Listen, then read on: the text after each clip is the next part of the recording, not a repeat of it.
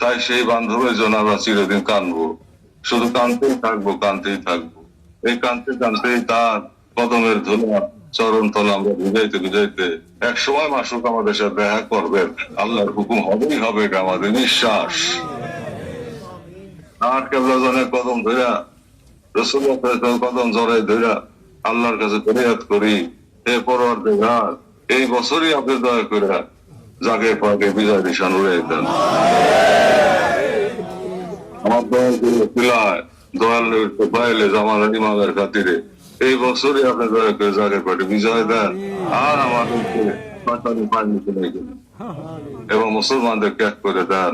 এদেশে 17 কোটি বাঙালি মুসলমান ভাই বোনদেরকে কলেমার পতাকা এবং জাগের পার্টির পতাকা নিতে আপনি দয়া করে এক করে দেন। তবে জিহাদ হবে, ভয়াবহ জিহাদ।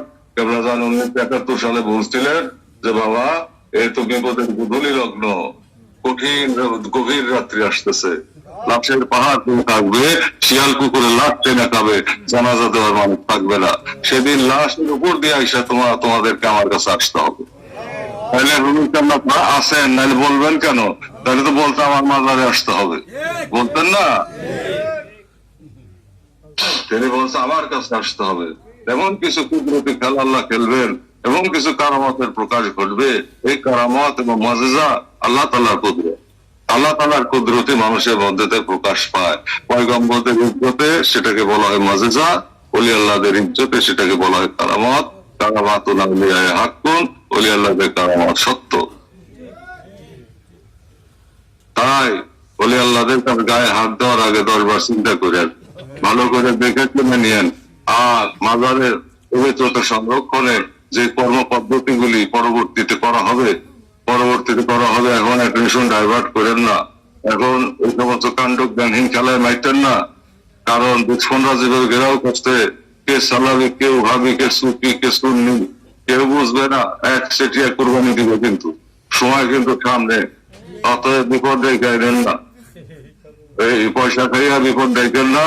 কারণ মুনাফিকের কপালে কিন্তু পরিণতি ভালো হয় না। মুনাফিকের কপালে কি হয় জানো? মির্জাফরের মতো হয়। মুনাফিকের কপালে কি হয় জানো? এজিদের মতো হয়,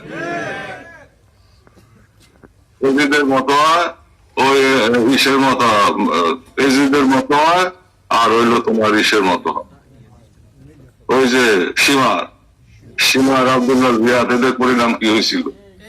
এজিদের পরিণাম কি হয়েছিল? মুনাফিকের মির্জাফরের কি হয়েছিল? মীর সাদেকের কি হয়েছিল? মিরনের কি হয়েছিল? জগৎ শেখ, রশিদি বেগমের কি হয়েছিল? খায় নাই দুনিয়া খাওয়ায় নাই আল্লাহ তাআলা। কারণ এই দুনিয়ার মালিক আল্লাহ পাক, এবং আল্লাহ তাআলা বাদশা বানাইছেন তার আশরাফুল মাখলুকাতের মধ্যে তার পছন্দনীয় ব্যক্তিকে। অতএব তার পিছন দিয়া তার সাথে বিয়াদবি করে তুমি আল্লাহর কাছে কবুলিয়ত লাভ করবা, সেই আশা দূরতা। সারা দুনিয়ার মুসলমান একদিক, আল্লাহর বন্ধু আর একদিক। কারণ তিনি হইতেছেন সুলতান। তাই জিয়াউর রহমানের আমলে একবার আমাদের সীমান্তের সৈন্য সমাবেশ করছিল, তখন বড়দুল্লাহ বলছিলেন হুজুর কেবলার কাছে, বাবা এই যে ভারত সীমান্তের সৈন্য সমাবেশ করছে, তখন এই হুজুর কেবলা বললেন না, তা তো তাই নাকি? জিয়াউর রহমান উনি তো দেশের সুলতান, উনি তো কিছু করে না। তখন হুজুর কেবলা হাত মোবারকে তসবিহ ছিল, বললেন ও কিসের সুলতান? যে সুলতান তার হাতে তসবিহ আছে। মুসলমানদের অ্যাটম বোমা আল্লাহর তসবিহ। সেই বান্ধবের বিরোধিতা যারা করে তারা কি আল্লাহর রহমত পাবে? তারা আল্লাহর রহমত পাবে না। দুদিন আগে দুদিন পরে তাদের পতন হবে, এবং সেই পতনের সময় হয়ে গেছে। এখন সবাই একটা করে আসবে। আমাদের কারোর সাথে হিংসা নাই, আমরা কারোর সাথে নাম দাগাইয়া কাউকে অপমানও করি না, কারোর মনে ব্যথাও দিই না, এবং ব্যথা দিয়ে হেদায়েত করা যায় না। তবে আত্মরক্ষার জন্য তলোয়ার ধরতে হয়। এখন আত্মরক্ষার জন্য সবাই তলোয়ার নিয়ে যার যার ঘরে প্রস্তুত হন। যেভাবে নির্দেশ দিচ্ছি, আমার নির্দেশ আপনারা সবাই পালন করবেন।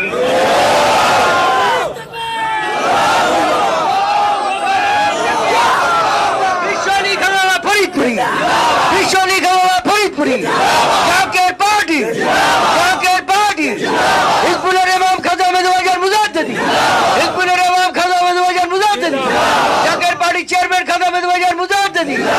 বাজারের আবির্ভাব দিবস, বাজারের আবির্ভাব দিবস।